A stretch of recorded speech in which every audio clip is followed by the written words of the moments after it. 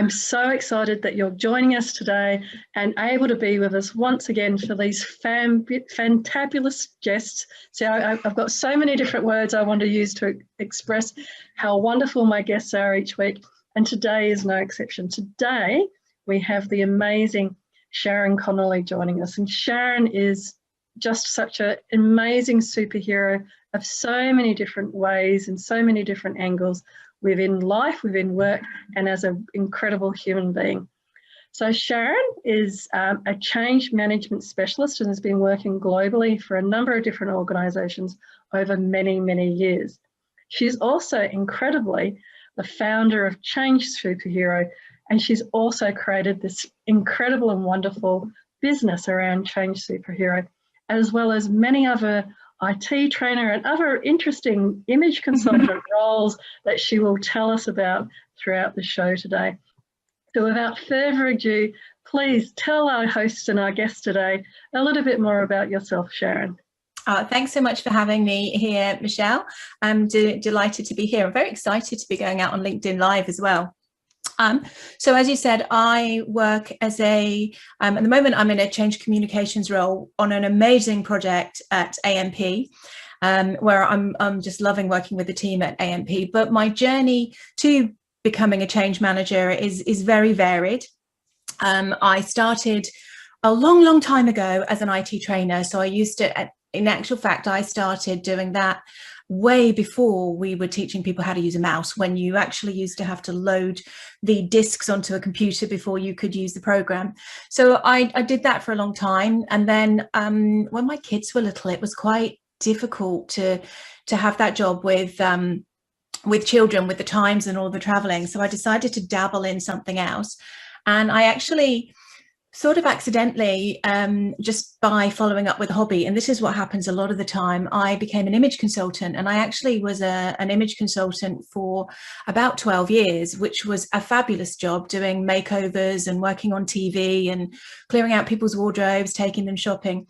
And interesting, we can talk more about this as we talk about the things that bring me to where I am today.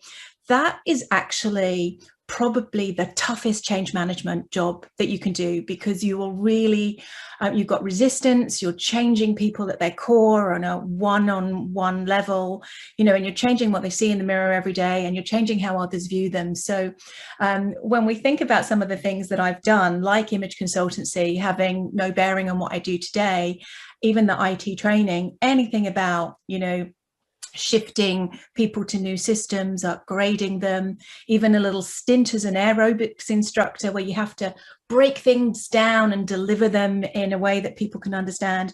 All of these odd jobs that I've done in the past, fantastic jobs, contribute to making me a much better change manager.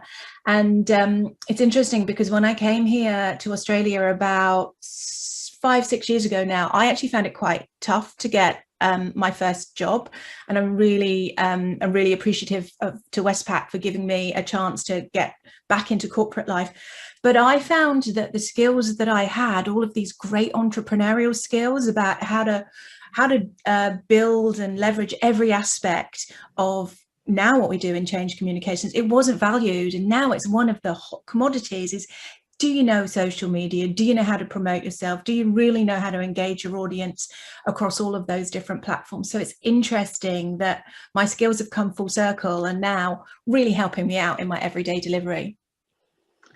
And what a journey, and you know, from moving to Australia and setting up a new life, which would have been, you know, quite a big challenge and a big change management exercise in itself, I'm sure. But I love how you've kind of looked at all of the different experiences and all the different types of roles that you've held, and appreciate how that's what's made you the person that you are now.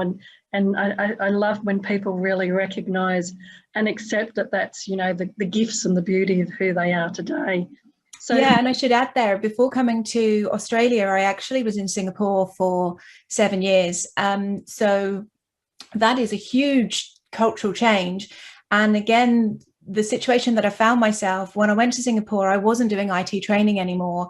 And through various my circumstances at the time. I just needed to do something, and that's when I sort of got back into the IT training, just because I had to earn a living.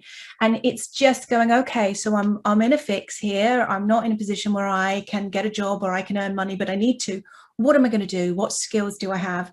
And people would call me, or from networking opportunities, and they say, "Do you do customer service training?" And like, yes, I do. I'm not able to do it for, I'm so busy. I'm not able to do it for at least a month, but yes, I do it, and then you'd go and you Google customer service training, and you put it together and you'd create this program, and you just think, okay, I'm a trainer. And as a change professional, one of the things that you know how to do is to take a huge amount of information, condense it, and deliver it to an audience in a way that they're able to consume it. And those are one of the skills that I think are inherent for change managers, to be able to take that information, package it, and then deliver it to an audience in a way that they can understand it. It's not about you becoming an expert. It's how do they consume it and make it part of their adoption going forward.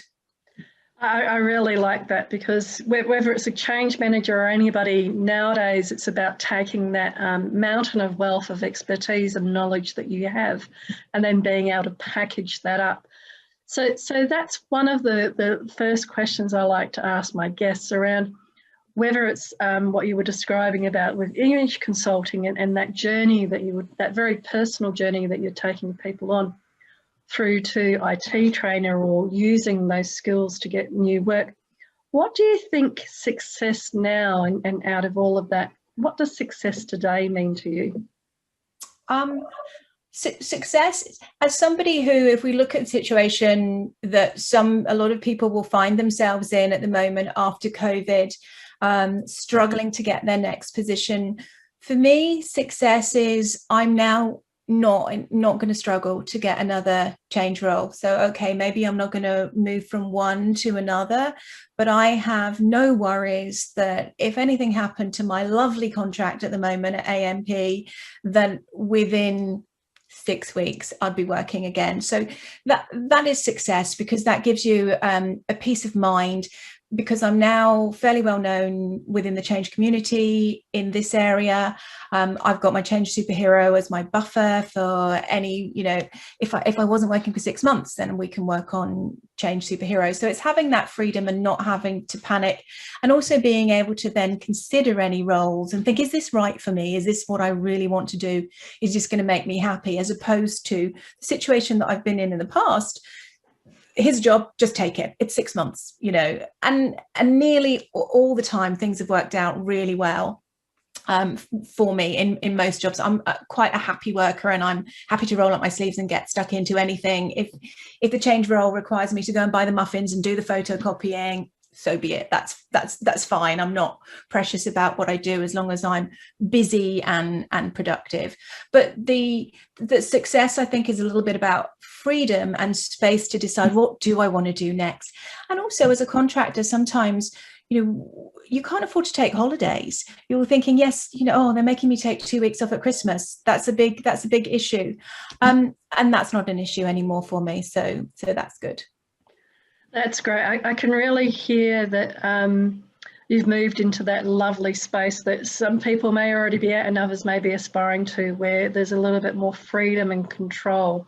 And I love how that freedom and control is what you define as success, because a lot of people, I think, in terms of their career, are actually still looking for that sweet spot where you don't need to take every role that's offered to you, but you can also then, if you do take it, make it work for you and make it work towards your longer term goals. What do you think then, if that's success, what do you think you're passionate about? Is it similar things or something different? That's a really good question. I'm happiest when I'm helping people. I mean, I really enjoy when I'm in a role. At the moment, I've got some really good change analysts working with me. We've got some people on secondment. I love to be in a role where I'm helping people to move to their next stage, or inspiring people to do more, or even just teaching people. And it's interesting, because if I'm in a role that I'm purely teaching, I get bored.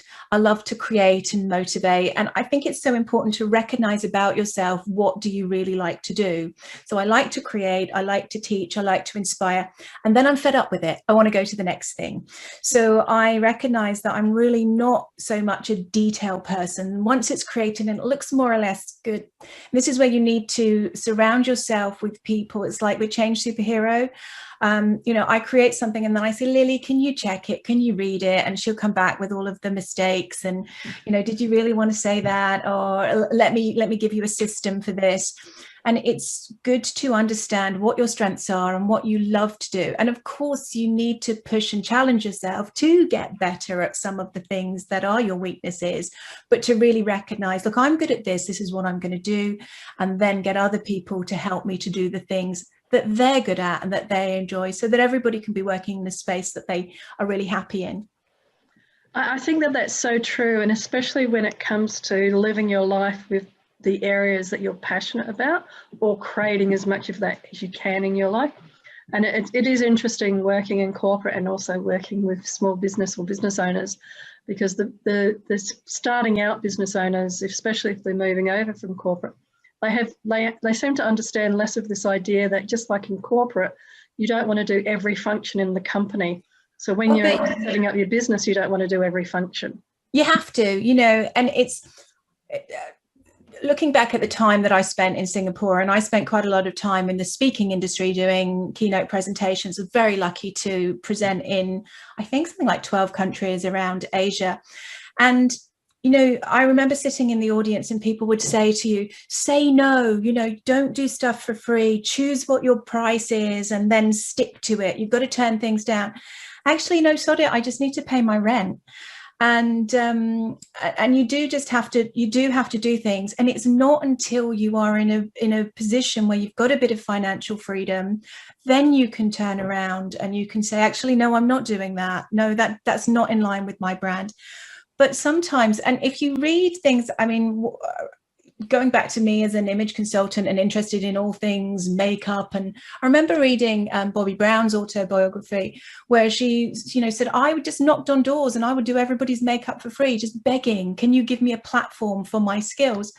And there's a part of you that needs to do that when you're starting, and it's just walking the streets and knocking and saying, please let me speak, please let me show you what I can do. And the people who say no, you have to set your price point, you have to say no. Actually, you just have to get work.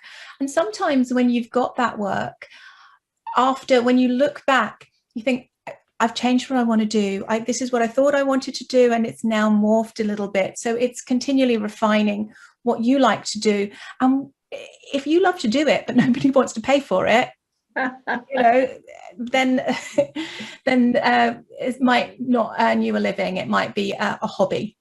It's a passion. Yeah. A passion. And having done some strange things like aerial yoga at times, I completely agree with going and trying things and giving it a go, just to again see whether it's something for you or something that isn't necessarily you, but then you can say, I've done aerial yoga and laugh. I've not tried that one. I don't like heights much, so maybe that one's not for me. It's not that high, but it's very, very painful. Okay. So let's move on then to, in terms of success and mindset, and what we were going to focus on then for the main part of the chat today was around when people are working full time or when they're in their business and looking for perhaps part-time work. A lot of them might think, oh, it's too hard, I don't have the time, I don't have the energy, I don't have the this, I don't have the that. I think from what your amazing journey is, that you've really shown that you can do both successfully. So what you can. 3 tips that you might give, or tips that you might give to people? Probably watch less TV. So people are saying, oh, I don't have time. I don't have time. Well, okay, so how many episodes of Maths have you watched this week? And how much time have you spent on Facebook and things like that? And I had 2 little children when I was running my own business in the UK. And, if I wanted to work out, I would have to be at the gym at 5:30. If you want to work out, you will get there and you will do a workout at 5:30, or I used to do workout at 9:30 at night, just before the gym closed. So if you want to do something, whether it's start your own business, whether it's study, you will find time. If you've got 2 children, somebody else is managing with 4.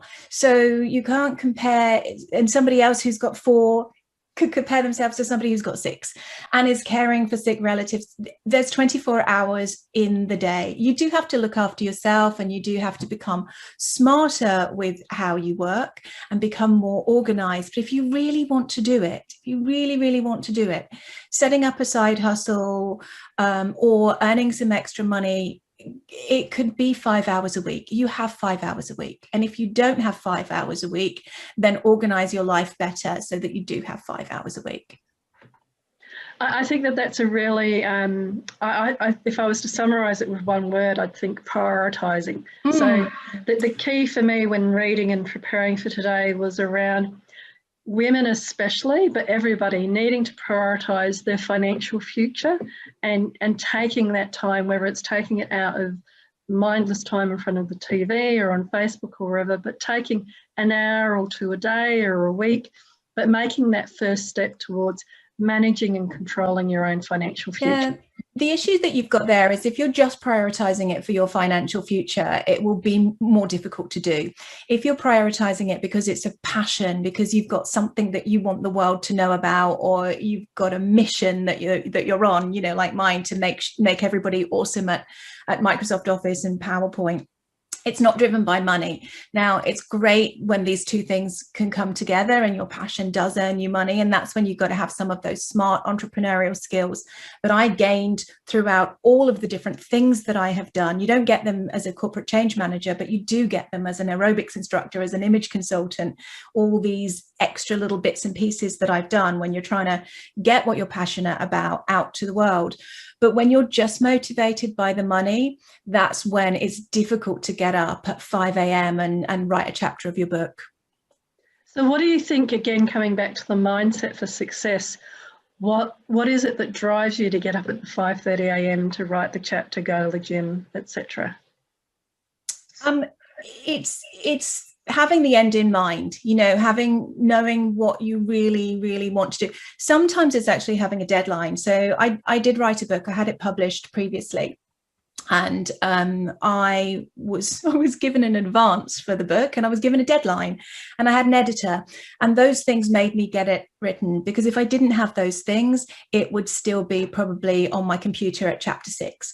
So being accountable to somebody, I had to have a chapter finished every week to give to the person editing it on Saturday morning. So even if I came in at 3 o'clock in the morning, I had to sit there and finish off that chapter. And I did that, just because I had that deadline. And for me, getting that done, having a deadline, making a commitment to somebody. And with the Change Superhero courses, and it's a popular thing that a lot of educators do, I don't write a course until I've sold it. So, I'll put out there the next couple of the ones that are coming up. I'm going to be doing running surveys, and I'm going to do PowerPoint animation. Both of those will take me quite a while to write, but I'm going to advertise them, and I'm going to see if I've got people interested in them, because otherwise I don't want to spend 3 days writing a course that nobody wants to book on. That does then pressurize you, a week before the course to go, okay, I thought I'd go on a picnic today, but no, I can't, because I've got to write this course. So it's working to those deadlines. Yeah. And sometimes you just have to impose them yourself. If nobody else is going to put a deadline on for you, you've got to impose it yourself. What's going to happen if you don't get up at 5 a.m. and write a chapter of your book? Well, nothing. And then your book won't get written. Does that matter? No, it's not a goal that's going to happen for you. Yeah, and it's interesting as well how I'm still hearing some fabulous stuff about that self-motivation and the goal setting and the accountability, which are all great tips, wonderful tips around helping you to kind of stay on track and keep going. Would there be one other possible tip that you'd want to share today? I think it's about momentum as well, because one of the things what people ask me about with Change Superhero, a membership site. Why have you not got a membership site? And I said, I don't have a membership site because then I can't just give up. If people sign up for 12 months, I can't decide, I don't want to do this anymore. I just want to stick with my day job. And I am considering the membership again. But the thing is once you've got momentum and you've got a tribe of followers, I try to do at least 4 templates every weekend to send out to the audience, because I know that people are waiting for them on Sundays. They're like, what's Sharon going to send us? So there's an expectation that people have. So sometimes once you actually have that momentum, you have people following you, you become known for something, you have to keep it up. It's a little bit like being an image consultant as well. Not that most people know that about me anymore, but when I was doing that in the UK, you can't have a day where you go to the supermarket dressed like shit, because everybody's going to say, I was going to book a session with her, but oh my God, no. So it's about having this momentum. And when you do put yourself out there and you get known for something, you sort of have to keep going. Of course, at any time you can say, no, I'm done, but it's not something you want to do when you've spent so long building up this following of people that are waiting for stuff. You're helping them, and in some ways as well, you're part of their lives. People come to me at AMP as well, and COVID aside, if it wasn't COVID, they feel like they know you because they get a newsletter from you every week. So they want to hug you and buy you a cup of coffee or buy me a glass of wine because I'm in their inbox sometimes three times a week. That's fabulous. And it's that contact. I think that's a really important element, whether it is face-to-face or in the inbox, or whether it's through being able to go to your fabulous website and see your different templates there. So that's one of the things that struck me, was how generous you are through Change Superhero, and I'm sure in other ways with your IP around all of the incredible knowledge and expertise that you share with everybody. How do you think that this again is part of that success mindset then? It's a massive part, and people should know that I didn't actually mean to start Change Superhero. I did it by accident. So it started when I was in between contracts and not in the position you were. I was talking about the comfort factor that I have now, that I can move from one job to another fairly easily because I've got a reputation in the industry. When I was moving about a year ago, I'd got a role, but it wasn't the easiest role to get. And whilst I was waiting for all the security checks to happen, I was sat here for 5 weeks. And I thought as well, I'm not getting any younger. I'd had a conversation with Nicole, who I know was one of your guests a while ago. And I said, do I need to worry because I'm in my 50s now? And she said, no, you're good in change management, but you aren't getting any younger. And I just thought, okay, I need to make sure that people know what I stand for, what I'm passionate about, and how I deliver change, so that if I am sat there for an interview with people who are a lot younger than me, then people need to know what it is I can bring to the table. What does my experience mean? What am I passionate about? What are my thoughts and my ideas? So I thought I need to get active on LinkedIn. So I started to write articles. And one of those articles, what I did was I did an infographic, and the views and the likes just went through the roof. So I think that one infographic that I did, actually, it was an infographic. It was a response to Scott Morrison in The Fire. I did a one-page thing about him not managing change very well. And I got 20,000 views on that, from something like, 150 on something else. And then I thought, these infographics, there's something in there. And of course, I'd been doing them in my job anyway. And I just started, as COVID hit, I started to push them out there and give them away to people change managers who I knew would be struggling to communicate the changes to their teams. So I started to give that away. And my partner would say to me, why are you giving this stuff away? Why are you giving it away? I said, look, nobody's going to buy it. They have no idea who I am. I have no mechanism of selling it. I didn't have a website. So I used to put them up there, and I used to ask people to message me if they wanted them. And I would come back and I'd be sending out 500 of them. It would be crazy. I still had no idea that I was going to teach, Change Superhero. And people started asking me, how do I learn to do these infographics? You can't learn anywhere. Nowhere teaches you to do, everywhere teaches you intro to PowerPoint, intro to Excel, intro to SharePoint. And you actually need somebody to teach you, how do I get my job done on these applications? I haven't got a 3-day course to go on. I need to know how to deliver change using PowerPoint, how to deliver my single source of truth on SharePoint. I don't need all of the stuff around it. So, and that was always my philosophy on providing training to fix a problem rather than training for training's sake. Let's have a look at what it is you're struggling with, and let's provide you the solutions. So again, I sat down one day and I created the website myself on Wix, and here again are my sort of entrepreneurial skills. Yes, I know how to design a website. Yes, I know, some basics around it. I hadn't used the application before, but quickly learned and then put it online. Yes, I knew how to do PayPal buttons and things from all the stuff that I had done before. And I went into my partner, he said, what have you been doing all day? I said, I've just put a course online. And he said, yeah, right. Nobody's going to book on that. And as soon as I posted it on LinkedIn, within minutes, 2 people signed up. And I can remember saying to him, oh my God, what if 5 people turn up? If 5 people turn up, I'll make $1,000 if 5 people turn up. And this is, again, my surprise and amazement and no planning of how this happened. And I think, and there are freebies in here, but I think we're now on, in less than a year, more than 3,000 people have done training with me, or 3,000 people have done training courses. What an incredible achievement. And just as we're coming to the end of the show, I really know that there's a lot of people that would also be wanting to know, if there was one thing that you were to say to your younger self, what do you think that might be? What advice would you give your younger self? Well, apart from don't diet, don't diet. I think it's to really surround yourself with people who inspire you and people who help you to move to the next step. When I was an IT trainer, I had no idea about networking. I also had no idea about mentoring. It wasn't until I changed my career to be an image consultant that I started to network, and in particular business women's networking. And this is when you all of a sudden go into a room and there are people like you. There are people who have got kids and are juggling and are absolutely nailing it, and who have got ideas and are trying to get them to market. And you sit there with people who go, yes, you can.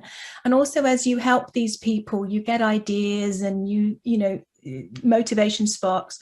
So doing that, also joining things like, in my time in Singapore, joining things like Professional Speakers Association, learning about the whole freemium, giving things away and how you engage people, things like drip feed marketing, all of these things to get an audience and continue to engage them. All of those. So I think it's putting yourself in the right place with the right people around you that tell you that you can, but don't just tell you that you can, because my mum would always say to me, yeah, you can. If I wanted to be an astronaut, my mum would say, yeah, that's fine. That's fine. You need people to say, okay, so you want to do that? What are you going to do about it? You've told me that you want to write a book. Get up at 5:30 and do it. Okay, I'm going to hold you accountable. If you haven't done that at the end of the week, then I'm not going to work with you on this anymore. So it's finding the people who motivate, support, guide, challenge, hold you accountable, and make you want to move to the next step.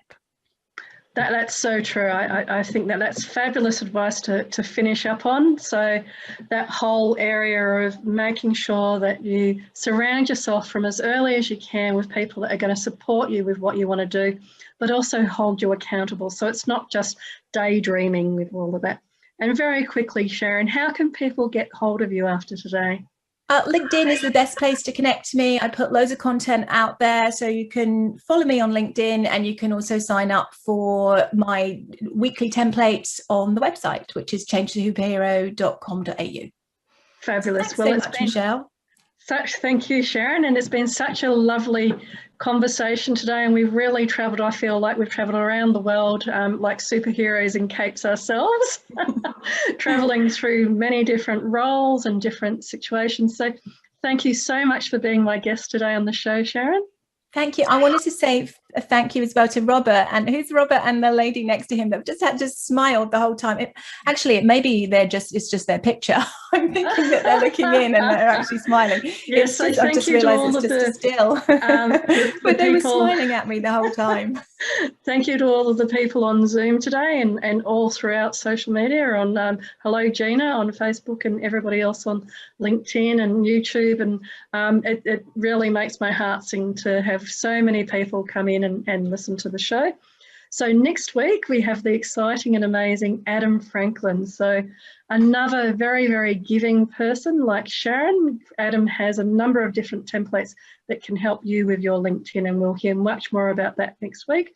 But until then, as every week, I really send my heart to your hearts and wish you all the best, and be great, be fabulous, and be you.